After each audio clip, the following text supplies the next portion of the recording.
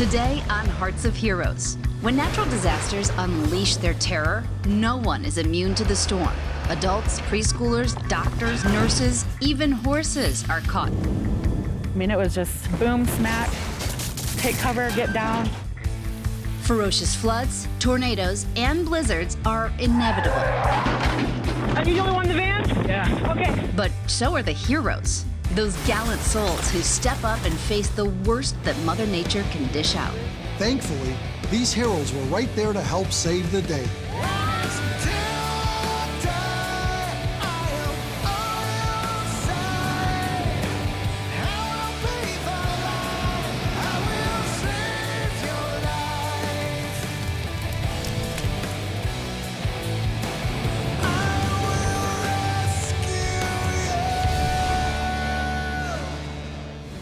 In medical emergencies, doctors and nurses are trained to react. But imagine being inside an operating room when a tornado strikes. That is exactly the scenario our heroes find themselves in one Midwest hospital where they had to make some true life or death decisions. Sioux Falls, South Dakota sits in the southeast corner of the state, and it gets its fair share of severe weather, especially in late spring and summer thunderstorms. Then in the winter, the epic blizzards and snowstorms.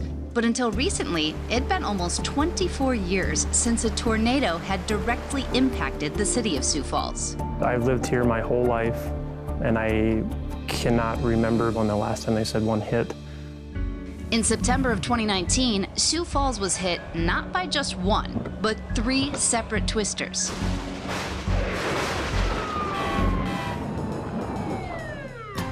The evening before the storm, Craig Peterson found himself facing a terrifying medical emergency. When I went home that night, I felt fine. It was only after I had gotten out of the shower that the pain started in my chest. Craig called his doctor, and they told him that he was most likely having a heart attack. Craig was immediately rushed to the Avera Hospital in Sioux Falls for an emergency procedure.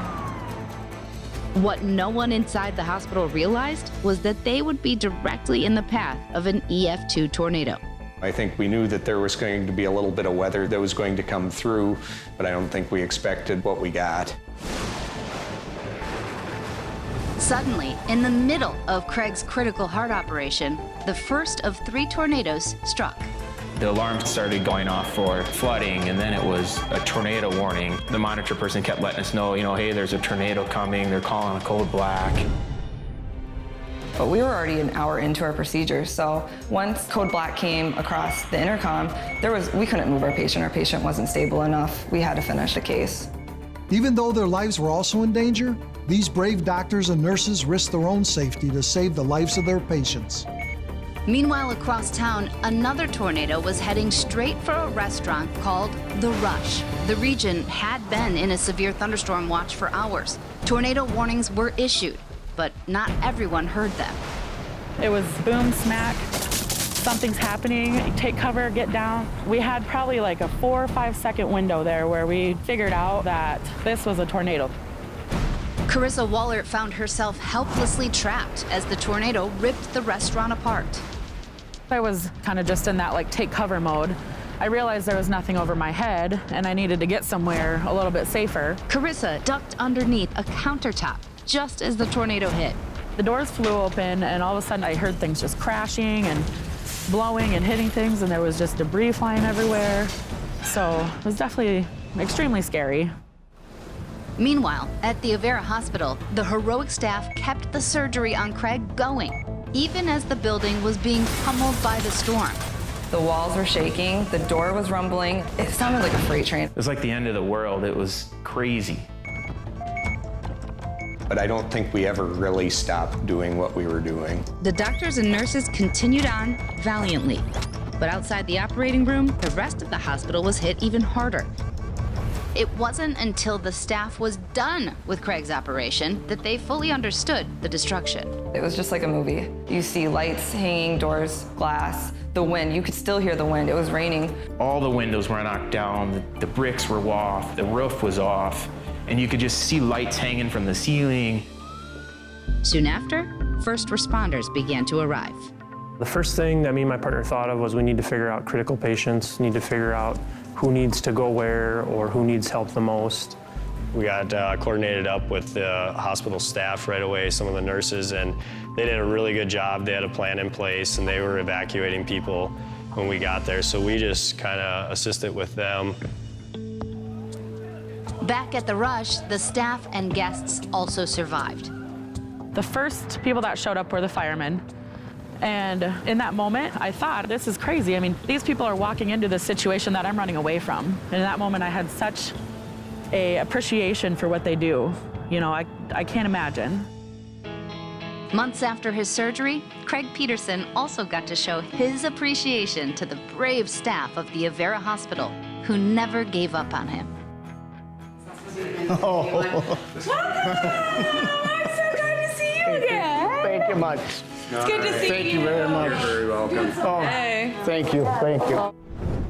Coming up, a terrifying flood threatens the lives of both people and their animals. It was a helpless feeling.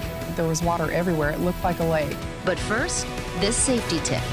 If you're in a potential danger zone like Tornado Alley, you may notice signs in public places denoting tornado-safe areas. Those signs are no joke. They're there for a reason, to help guide you to a safer place in the event of a natural disaster, like a tornado.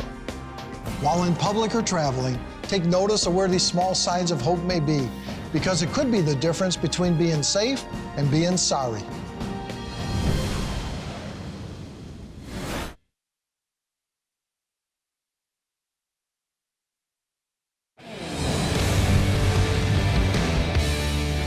When parts of Oklahoma were just tortured with unrelenting rain for more than a week, communities surrounding Tulsa found themselves in a true flood emergency.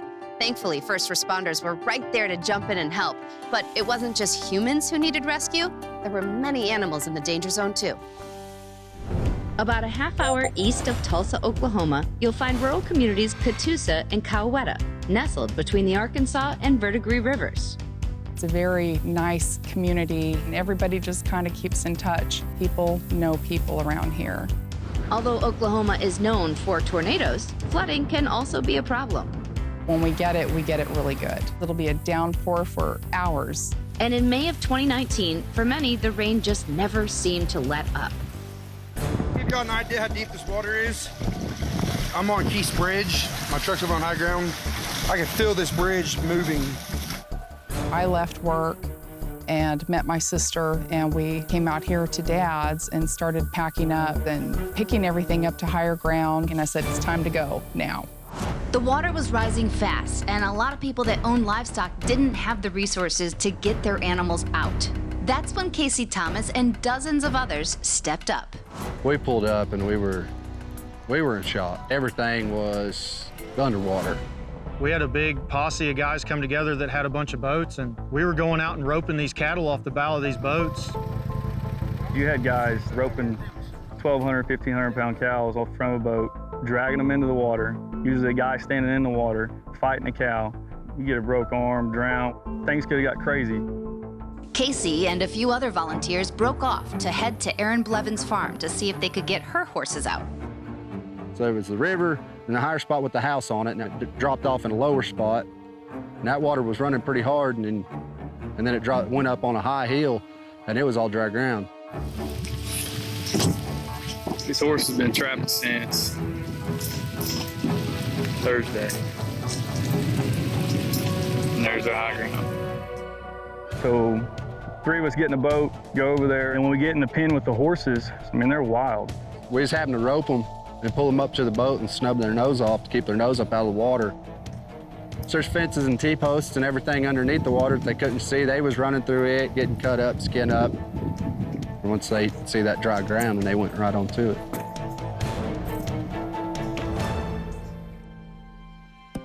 The water levels eventually receded, and although there is still debris to clean up, all of the horses are back with Erin and her dad. These are some of our babies here, and they are happy and healthy and glad to not be in the water. We worked together well all during the whole event, and if it ever happens again, it's going to be the guys I call. I'll go right back with them again. A hero to me is somebody who does something without question, without thinking of themselves. They just jump into action. And to me, those heroes are the gentlemen that came out and saved my dad's horses. Those are our heroes. Coming up, first responders have to act quickly to save hundreds of people trapped in a blizzard pileup. I'm coming to you, okay? Hold on. I'm coming, hold on.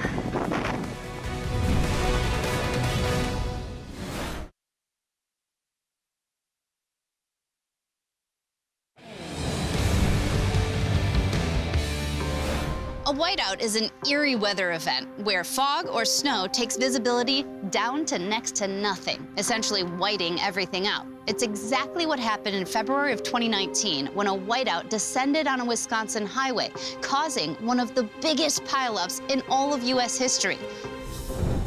If you drive U.S. Highway 41 south from Green Bay, Wisconsin, down to Oshkosh, you're going to see a patchwork of lakes, rivers, dairy farms, and paper mills that make up a beautiful slice of the American Midwest. But in the winter, these roads and highways can turn treacherous. Snow, wind, and cold, very cold. On the morning of February 24th, 2019, meteorologists and authorities were urging people to stay off the roads. A low-pressure system was passing with winds up to 60 miles per hour, blowing the 10 to 16 inches of fresh snow that they had just gotten all around. As warned, conditions on the highway went from clear to whiteout.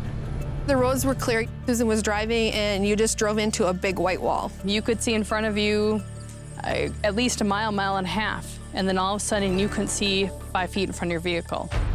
Susan did the right thing. She pulled her car over, but she was unaware that hundreds of cars were thundering down the road right at her. The unfortunate thing is, you know, there's a great chance you're gonna get hurt. Once people started coming through, cars started crunching, and it just kept happening and happening. Winnebago 911. Hi, we just got in a really bad accident on Highway 441. It's a pileup now. And now it's like everybody's starting to stop. Oh, here's another. Yeah, we're okay. Everybody's just crashing into us because we're like stopped on the side. We got hit from the back. That turned the car a little bit sideways. Second collision hit the hood on my side. It crunched in the hood. There's just so many different impacts. There's people hitting from the left, from the right. It felt apocalyptic. Hundreds of cars were tangled in a heap of wreckage. First responders had a huge job ahead of them. As I was one of the first officers to arrive on scene, the magnitude of vehicles, just all of the twisted iron and, you know, the walking injured that were coming towards me. No one could comprehend the scope of the disaster. We parked the ambulance on the north end of the accident. We couldn't get through. There were cars smashed up all along all the lanes of the highway. We'll never forget the number of cars that were piled up. You could not walk across the interstate without having to climb over a vehicle. Is everybody okay in your vehicle? The vehicles were covered in sleet, snow, ice, and it was really hard to move around them. You know, there were cars piled on top of each other, so you had to go up and over a lot of the vehicles. I'm coming to you, okay? Hold on. I'm coming, hold on. There were a lot of hazards, not only the twisted metal, but also the hazard of maybe slipping and then you yourself becoming injured. But in that chaos, they still managed to do their job effectively, getting survivors out to safety. Are you the only one in the van? Yeah. Okay. Okay, you guys, those of you that are able to walk, we're going to have you go back over the medium wall, head back south, okay, and a vehicle there to take you somewhere warm. For those who experienced the ordeal, they could not help but express their gratitude to the first responders who risked their lives to keep those in need safer. So they got us out of the car. They took us to a big armored vehicle because they were waiting for buses to come. They had brought buses in to transport us out. I can't say that we're proud to say that we were involved in the accident, but I will tell you that we've always had an appreciation for the rescue folks. From the experience, I will never be thankful enough for everybody that helped up there. The value of life and the safety of others is the biggest thing to get out of this. And because of that, we're all so thankful for what they do. Coming up, an EF2 tornado threatens the lives of the staff and students of a preschool. You could feel the wind. I remember feeling it hit my legs and thinking, this isn't good. But first, this safety tip. If severe winter weather is posing a risk in your area, try to stay off the roads unless absolutely necessary. If you have to drive, remember to accelerate and decelerate slowly. Increase your follow distance. This will give you the best chance of avoiding a collision. Winter in most areas is already challenging enough, so let's help each other stay safe.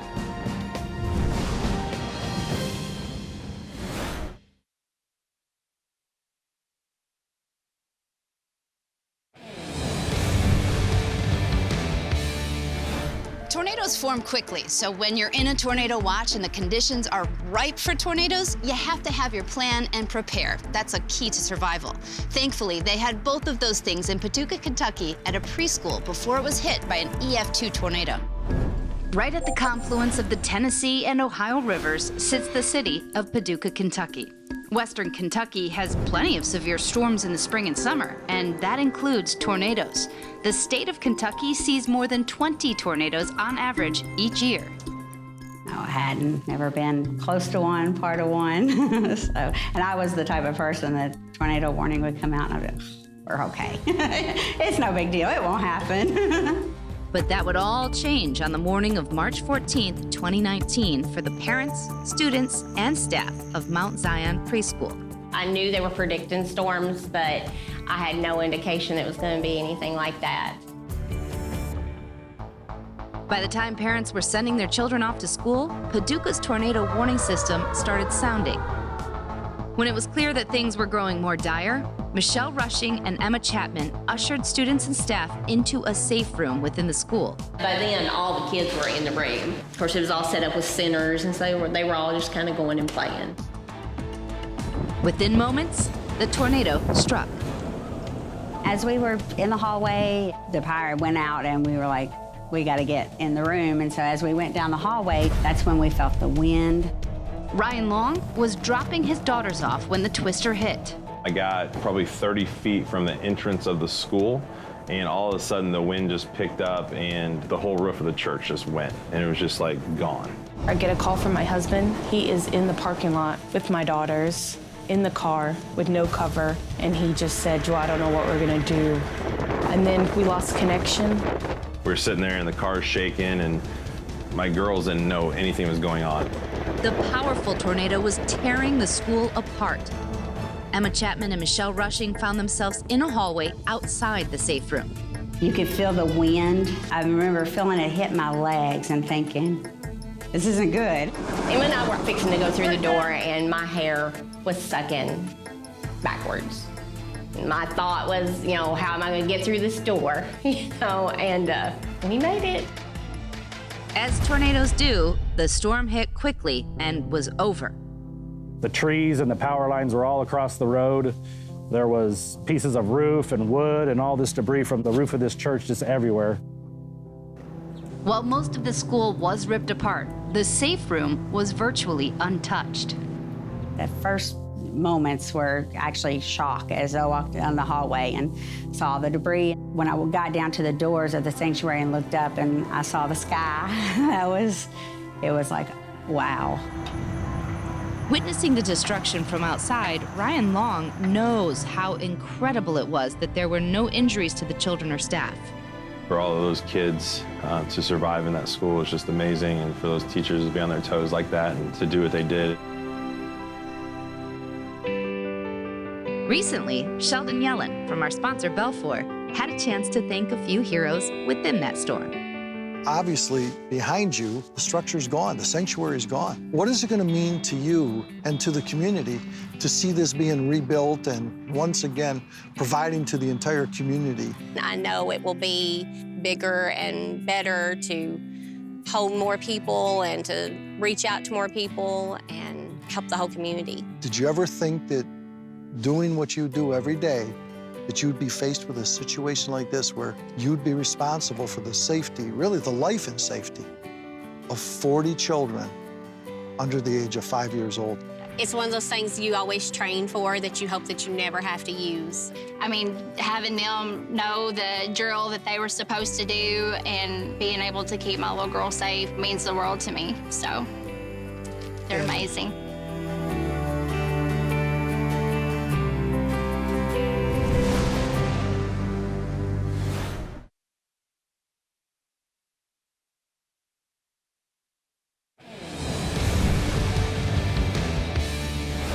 In emergencies, we know we can always count on our first responders, but sometimes it's the volunteer heroes who make just as big of an impact. I'm Ginger Zee. Thanks so much for watching.